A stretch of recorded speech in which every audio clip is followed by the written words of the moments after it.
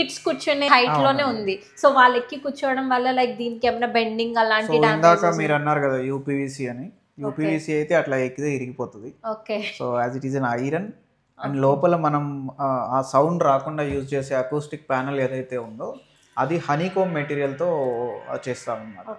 So అది దానికి structural strength ఇస్తుంది.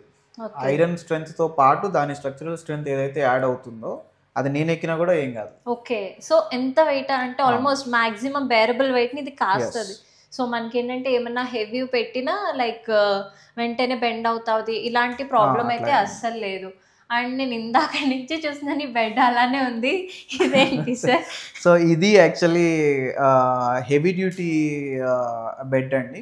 ఓకే. సో మనకి generally 80 kg 50 kg hydraulic use చేస్తే ఏంటంటే లాంగ్ రన్ లో మీకు అది ఫెయిల్ అవ్వడం జరుగుతుంది. ఇది యాక్చువల్లీ 150 kg హైడ్రాలిక్ బెడ్ ఇది. సో ఇప్పటి వరకు అనూస్ అంటే మనం ఓన్లీ ఇంటీరియర్స్ అనుకున్నాము, ఇప్పుడు వాళ్ళు మన కోసం బెడ్స్ ని కూడా కస్టమైజ్ చేస్తున్నారు. చూసారు కదా, ఇదైతే చాలా, నేనైతే వచ్చినప్పటి నుంచి చూస్తున్నాను, అసలు పుష్ కూడా చేయలేకపోతున్నాను, చాలా హెవీ వెయిట్ ఉంది అండ్ చాలా స్ట్రాంగ్ ఉంది సార్. మీకు ఎప్పుడైతే దీని మీద మ్యాట్రెస్ వేస్తారో అప్పుడు బెండ్ అయిపోతుంది, నో ప్రాబ్లం లేకుండానే బెండ్ అయిపోతుంది. ఓకే. మనం నార్మల్ ఎక్సర్సైజ్ చేసుకోవాలనుకుంటే దీన్ని పుష్ చేస్తాం, పొద్దున్నే మ్యాట్రెస్ తీసేసి. ఓకే.